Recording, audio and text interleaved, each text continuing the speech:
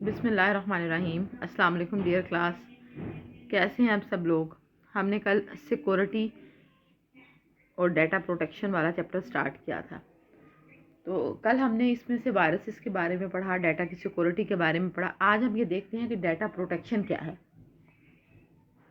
Protect करने का मतलब आप सब लोगों को पता है, महफूज करना। डाटा प्रोटेक्शन का मतलब है डाटा को महफूज करना।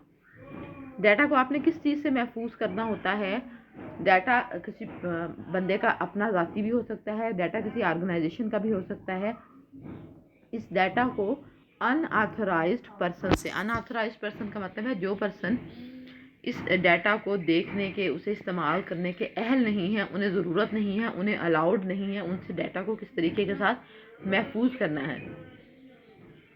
डाटा प्रोटेक्शन की स्पिरिट ये है कि किसी एक बंदे या ऑर्गेनाइजेशन का डाटा बाकी तमाम बंदों और ऑर्गेनाइजेशन से हिडन होना चाहिए, छुपा हुआ होना चाहिए। बहुत सारी ऑर्गेनाइजेशन बहुत सारे लोगों का डाटा कलेक्ट करती हैं, अपने एम्प्लॉयर्स का, कस्टमर्स का, for different reason. Hospital patients का डाटा कलेक्ट करते हैं, बैंक्स अपने अकाउंट होल्डर्स का डाटा कलेक्ट करते हैं।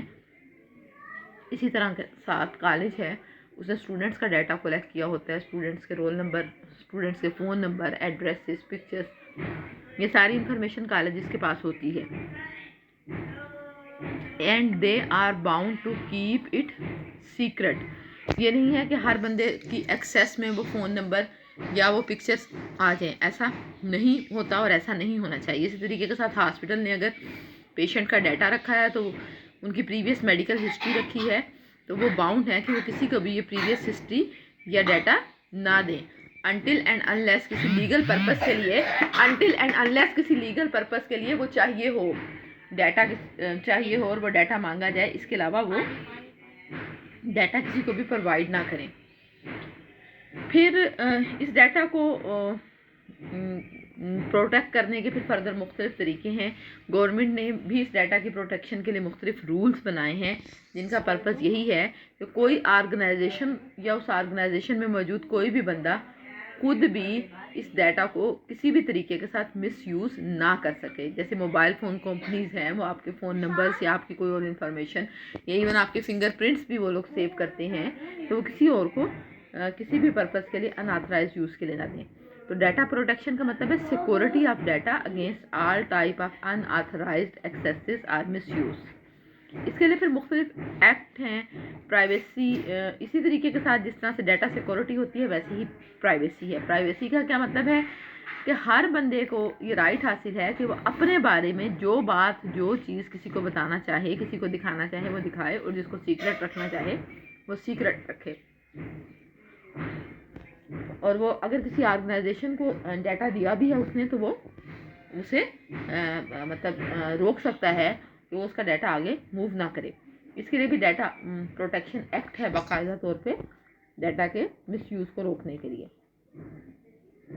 ये कुछ आगे आप देखें, आगे कुछ डाटा प्रोटेक्शन लेजिस्लेशन है।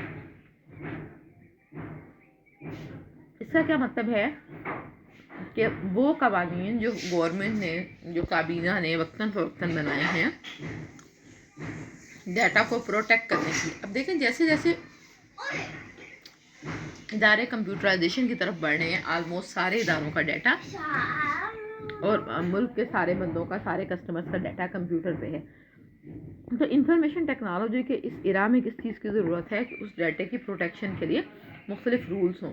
अगर ऐसा नहीं होगा, जैसे क्रेडिट कार्ड नंबर्स हैं पर NIC नंबर्स हैं, इस तरह की इंफॉर्मेशन अगर नहीं रखी जाएगी सीक्रेट, तो क्या होगा, रिजल्ट क्या निकलेगा कि मुख्तलिफ इदारे उनको मिसयूज़ करेंगे, गलत किस्म के डेबिट क्रेडिट्स होंगे, तो ये चीज़ें मसला कर सकती हैं। बेसिक प्रिंसिपल्स क्या हैं डाटा प्रोटेक्शन एक्ट के? वो यही हैं कि अगर कोई ऑर्गेनाइजेशन किसी बंदे का पर्सनल डाटा गेट करती है, उसे मांगती है, तो there should be very clear reason defined by the organization for that purpose. बिला वजह लोगों से अननेसेसरी इंफॉर्मेशन कलेक्ट ना की जाए,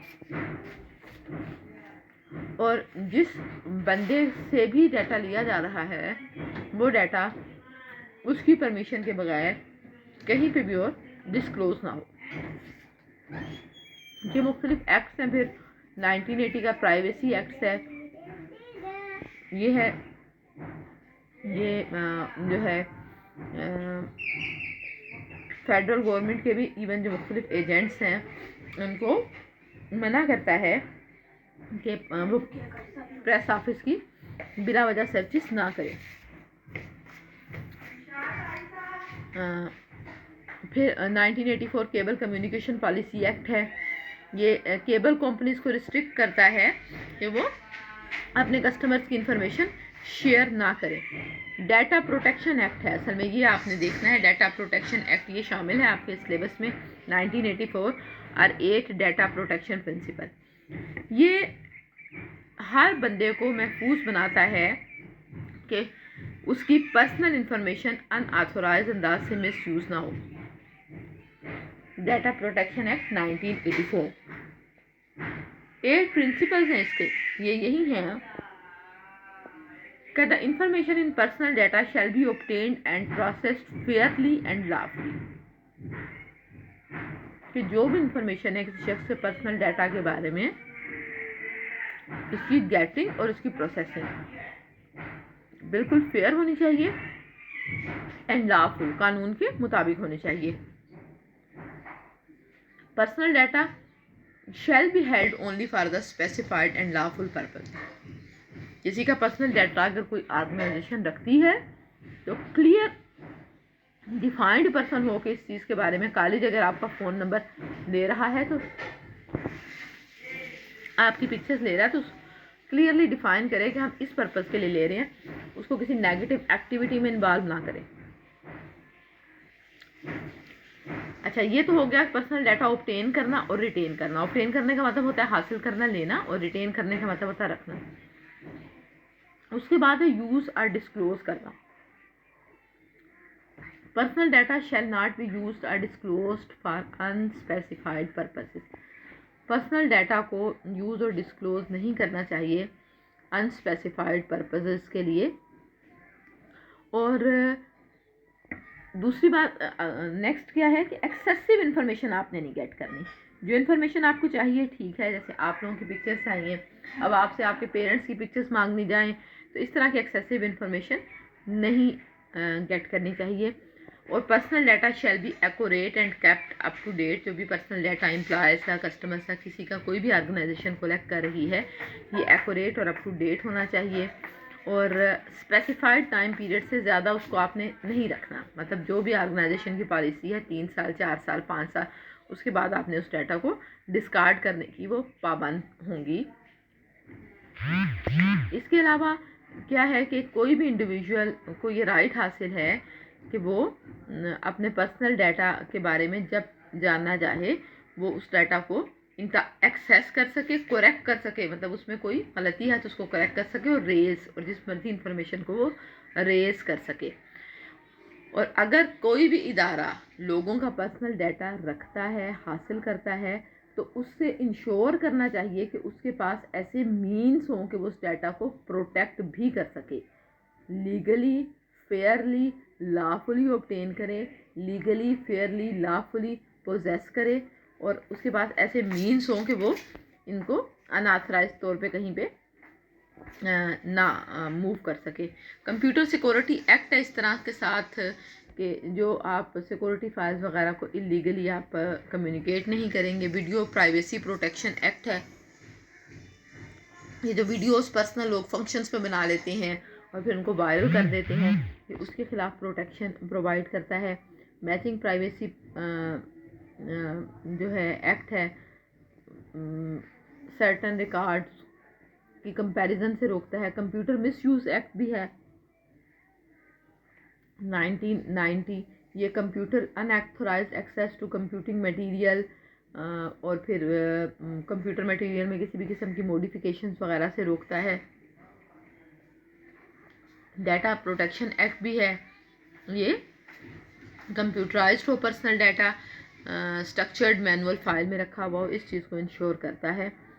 अच्छा, अब हमने देखना है कि कुछ रीजंस डाटा लॉस की, कि हमने डाटा हो गया, ठीक है, डाटा हम लोग बारहा डिस्कस कर चुके, वेरी इंपॉर्टेंट सोर्स है, डाटा की प्रोटेक्शन होनी चाहिए, डाटा को अनऑथराइज्ड यूज़ से आपने बचाना है, ये देख लिया हमने। Even data is so much important and critical issue के गवर्नमेंट ने इसके लिए लाज बनाए हैं कि ये डाटा मिसयूज़ ना हो। डाटा मिसयूज़ एक्ट, बाकायदा तौर पे गवर्नमेंट डाटा प्रोटेक्शन एक्ट, ये सारी चीज़ें बनाई हैं।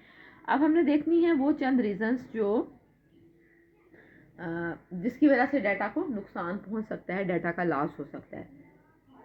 इसमें सबसे पहले सैबोटेज है कि आप डेलिब्रेटली इंटेंशनली कोई डाटा को नुकसान पहुंचाए। कंप्यूटर में मौजूद डाटा को कोई बंदा किसी गलत इंटेंशन के तौर पे या तो डिलीट कर दे या उसको नुकसान पहुंचाए। लाइक कॉलेज के डाटा में पिक्चर बदल दे, नाम बदल दे किसी का। फिर मशीन फेलियर, ज़ाहिर है जो डाटा कंप्यूटर में स्टोर है वो एक मशीन पे मौजूद है, किसी भी वक्त किसी भी वजह से उस मशीन में किसी भी किस्म का कोई मसला आ सकता है। हार्ड डिस्क डैमेज हो सकती है तो हार्ड डिस्क पे सेव डाटा लॉस हो जाएगा। सॉफ्टवेयर एरर भी आ सकते हैं, software running on the computer में कोई मसला आ गया, ऑपरेटिंग सिस्टम ख़राब हो गया तो ये सॉफ्टवेयर एरर है। फिर ह्यूमन एरर भी मुमकिन है, इंसान आपको पता है ख़ुदा का पुतला है, किसी भी वजह से कोई गलत की प्रेस हो गई, कोई ऐसा बंदा ऑपरेट कर रहा है जिसको इतना नॉलेज नहीं है कंप्यूटर का, तो वो भी एक्सीडेंटली इसको ज़ाया कर सकता है।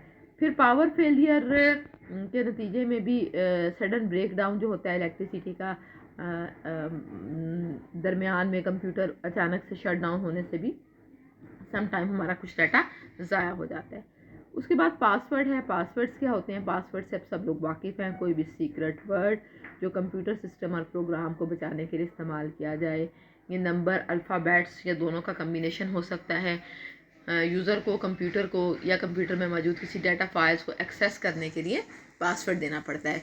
कंप्यूटर की या डाटा की सिक्योरिटी मेंटेन करने के जो मुख्तलिफ तरीके इस्तेमाल होते हैं उनमें सबसे कॉमन, सबसे पुराना तरीका यही है कि उसके ऊपर एक पासवर्ड लगा दिया जाए जो अल्फ़ाबेट नंबर से, अल्फ़ाबेट और नंबर दोनों का कम्बिनेशन हो, और every time when a person turns on that computer और ओपन्स दैट फाइल तो उससे वो कंप्यूटर पासवर्ड मांगे, और जैसे ही वो पासवर्ड दे ये अज्यूम कर लिया जाए कि ये बंदा ऑथराइज्ड है, अहल है, एलिजिबल है इस डाटा को इस्तेमाल करने का, इसमें तब्दीली करने का।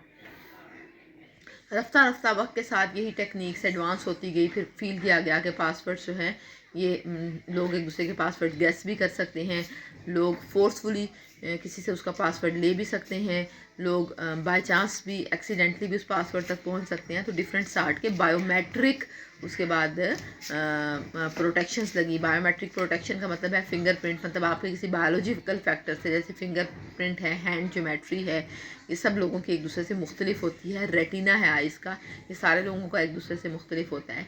तो इनकी बेसिस पे जो सेंसिटिव सिस्टम थे उनमें एक्सेस दी गई। तो बहरहाल सबसे कॉमन मीडियम आज भी पासवर्ड ही है कि आपका जो भी सेंसिटिव डाटा है या आप अपने कंप्यूटर पे पासवर्ड लगा लें और उस पासवर्ड के बगैर एक्सेस ना हो। पासवर्ड का पर्पज़ यही होता है कि डाटा जो कंप्यूटर पे स्टोर है उसको महफूज रखें from being lost, from misuse और फ्राम बीइंग डिलीटेड। वही बंदा कंप्यूटर को ऑन कर सके या डाटा तक रसाई हासिल कर सके जिसे पासवर्ड मालूम है, और सिर्फ ऑथराइज बंदा ही पासवर्ड बदल सके। एग्जाम्पल्स ऑफ पासवर्ड, आमतौर पे आईडी और पासवर्ड का कम्बिनेशन इस्तेमाल होता है। हर कंप्यूटर आपको पासवर्ड सेट करने की ऑप्शन देता है।